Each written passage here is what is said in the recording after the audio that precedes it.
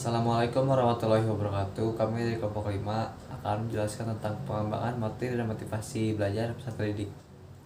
Saya Aditya Prendaru dengan NIM 2001661 akan menjelaskan tentang konsep motif dan motivasi belajar. Lalu dilanjut oleh rekan saya Rizal Ahmad Hariwijaya yang akan menjelaskan tentang indikator motif dan motivasi belajar. Lalu dilanjut dengan rekan saya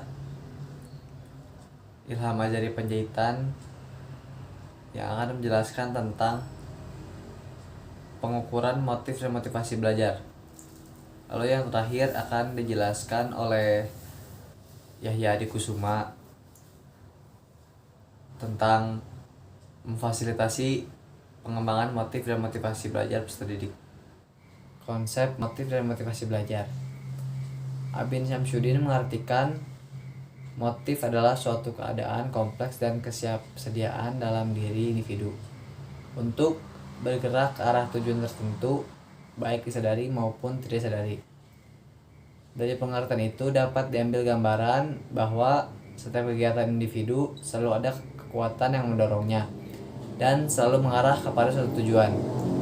Ada istilah lain yang mempunyai pengertian yang hampir sama dengan motif, yaitu drive dan needs.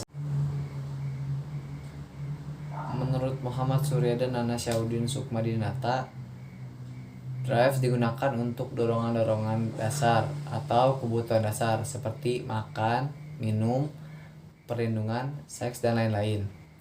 Lalu, needs digunakan dalam pengertian bila individu adanya suatu kekurangan. Motivasi adalah suatu proses yang menghasilkan suatu intensitas, arah, dan ketekunan individual dalam usaha untuk mencapai tujuan. Motivasi mempunyai fungsi yang sangat penting dalam suatu kegiatan, akan mempengaruhi kekuatan dari kegiatan tersebut. Tetapi, motivasi juga dipengaruhi oleh tujuan. Semakin tinggi dan berarti suatu tujuan, maka semakin besar motivasinya. Dan semakin besar motivasi, akan semakin kuat kegiatan yang dilaksanakan.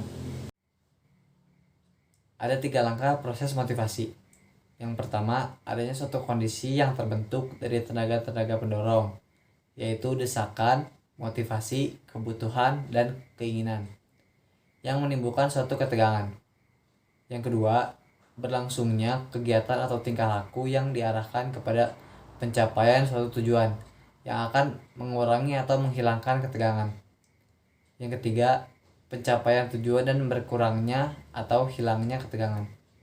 Selanjutnya, saya akan menyampaikan materi tentang indikator motif dan motivasi belajar. Sebelumnya, perkenalkan nama saya Rizal Ahmad Hariwijaya dengan NIM 2001299. Bagian pertama yaitu indikator motif dan motivasi. Yang pertama, durasi kegiatannya atau berapa lama kemampuan menggunakan waktunya untuk melakukan kegiatan. Yang kedua, frekuensi kegiatannya atau sering tidaknya kegiatan itu dilakukan dalam periode waktu tertentu. Yang ketiga, persentasinya, ketetapan dan ketekatannya pada tujuan kegiatan yang dilakukan. Yang keempat, deposi atau pengabdian dan pengorbanan atau uang, tenaga, pikiran, bahkan jiwanya untuk mencapai tujuan. Yang kelima, ketabahan, keuletan, kemauannya dalam menghadapi rintangan dan kesulitan untuk mencapai tujuan. Yang keenam, tingkatan aspirasinya atau rencana cita-cita yang hendak dicapai dengan kegiatan yang dilakukan. Yang ketujuh, tingkat kualifikasi dan prestasi produk atau output yang dicapai dari kegiatannya. Yang kedelapan, arah sikapnya terhadap sasaran kegiatannya. Yang kesembilan, adanya hasrat dan keinginan berhasil. Siswa memiliki keinginan yang kuat untuk berhasil menguasai materi dan mendapatkan nilai yang tinggi dalam kegiatan belajarnya. Yang kesepuluh, adanya dorongan dan kebutuhan dalam belajar. Siswa merasa senang dan memiliki rasa membutuhkan terhadap kegiatan belajar. Yang ke-11, adanya harapan dan cita-cita di masa yang akan datang. Siswa memiliki harapan cita-cita atas materi yang dipelajarinya. Yang ke-12, adanya penghargaan dalam belajar. atau siswa merasa termotivasi oleh hadiah atau penghargaan dari guru atau orang-orang di sekitarnya atas keberhasilan belajar yang ia capai. Yang ke-13, adanya kegiatan yang menarik dalam belajar.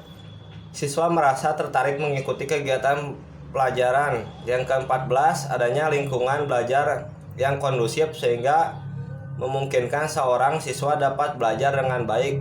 Siswa merasa nyaman pada situasi lingkungan tempat belajar. Bagian 2 yaitu dimensi motivasi belajar. Dalam kegiatan belajar, peranan motivasi yang tinggi tercermin dari ketekunan yang tidak mudah patah untuk mencapai sukses meskipun dihadapkan beberapa kesulitan. Motivasi yang tinggi dapat meningkatkan atau aktivitas belajar siswa dan membuat siswa merasa optimis dalam mengerjakan setiap apa yang diajarinya. Dalam menilai motivasi pada siswa diperlukan dimensi pengukuran. Menurut Arti Tonang, motivasi belajar siswa meliputi beberapa dimensi, yaitu yang pertama, ketekunan dalam belajar suatu keadaan di mana individu memiliki tujuan yang akan dicapainya.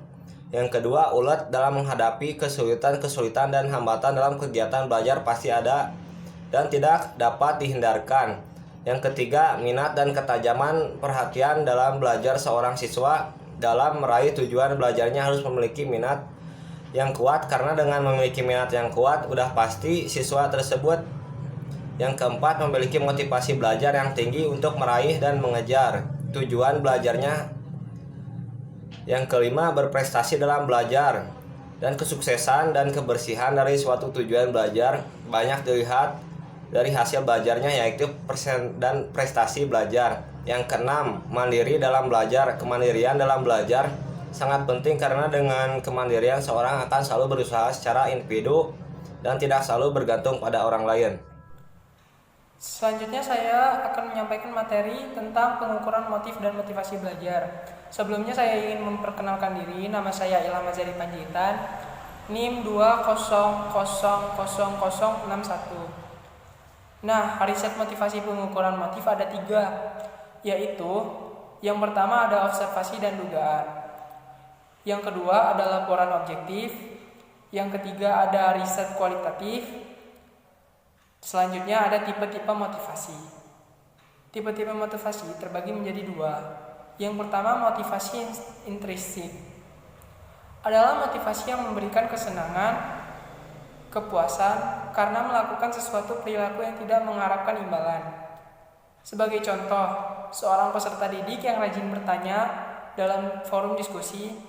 Hal tersebut karena peserta didik ingin mendapatkan pengetahuan lebih dan informasi yang akurat, bukan karena ingin mendapat pujian atau nilai. Yang kedua ada motivasi ekstrinsik. Adalah dorongan yang menggerakkan seseorang untuk melakukan sesuatu yang bersumber pada kebutuhan yang harus dipenuhi. Sebagai contoh, kalau kebalikan dari motivasi intrinsik, biasanya peserta hanya ingin memperoleh pujian atau nilai yang bagus. Materi selanjutnya akan disampaikan oleh teman rekan saya. Memfasilitasi pengembangan motif dan motivasi belajar peserta didik. Mengapa fasilitas menjadi suatu hal yang krusial di dalam pengembangan motif dan motivasi belajar peserta didik? Hal ini dikarenakan fasilitas belajar yang memadai dan sifatnya baik dapat menciptakan kreativitas bagi siswa, karena siswa dapat dengan mudah serta leluasa dapat mengeksplorasi dan menggali potensi yang ada di dalam dirinya untuk menciptakan ataupun mengembangkan suatu penemuan atau ide-ide kreatif dan inovatif yang berasal dari bayangan atau imajinasi mereka masing-masing. Di sini saya mengambil contoh untuk penerapan fasilitasnya seperti ketika siswa-siswa belajar pembelajaran fisika, kimia, dan biologi, di mana fasilitas yang menunjang seperti halnya adanya lab fisika, lab kimia, dan lab biologi, tentunya hal tersebut akan mendorong setiap siswa untuk memahami konsep-konsep yang ada di dalam setiap pembelajarannya, karena pelajaran fisika, kimia, dan biologi itu pasti ada konsep di dalamnya. Seperti halnya dalam pembelajaran fisika adanya hukum Archimedes, di mana ketika ada fasilitas yang menunjang dan siswa dapat melakukan praktikum di situ, tentunya siswa akan lebih memahami konsep dalam pembelajaran hukum Archimedes tersebut. Karena hal itulah sekolah harus menyediakan fasilitas belajar yang memadai dan sifatnya baik, agar siswa merasa nyaman dalam melaksanakan proses pembelajaran atau proses belajar mengajar, serta agar kedepannya mampu menjadi pribadi yang berkualitas, baik itu secara mutu, secara mental maupun secara kepribadian. Selain itu, kelengkapan fasilitas belajar siswa juga tentunya akan berguna untuk melatih kemandirian siswa dalam memperoleh pelajaran tambahan selain dari guru pengajar ataupun dari buku panduan yang mereka punya. Dapat ditarik kesimpulan, secara etimologi, motivasi berarti dorongan, kehendak, atau kemauan. Sedangkan secara terminologi, motivasi adalah tenaga-tenaga yang membangkitkan dan mengerahkan tingkah laku individu. Motivasi tidak dapat diamati secara langsung, akan tetapi dapat diinterpretasikan dari tingkah lakunya. Motif adalah tenaga penggerak yang berasal dari dalam diri manusia untuk melakukan sesuatu yang terarah pada kebutuhan psikis atau rohani.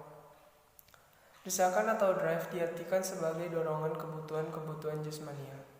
Kebutuhan atau need merupakan suatu keadaan di mana individu merasakan adanya kekurangan atau ketiadaan sesuatu yang diperlukannya.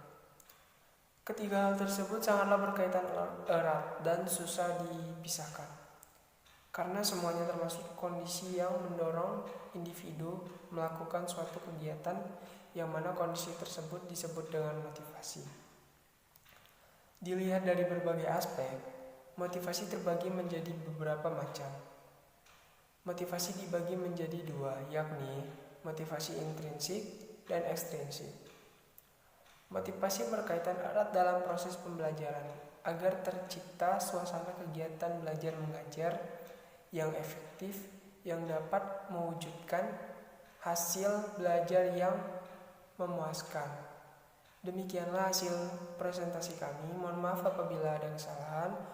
Wabillahi taufiq wal hidayah. Wassalamualaikum warahmatullahi wabarakatuh.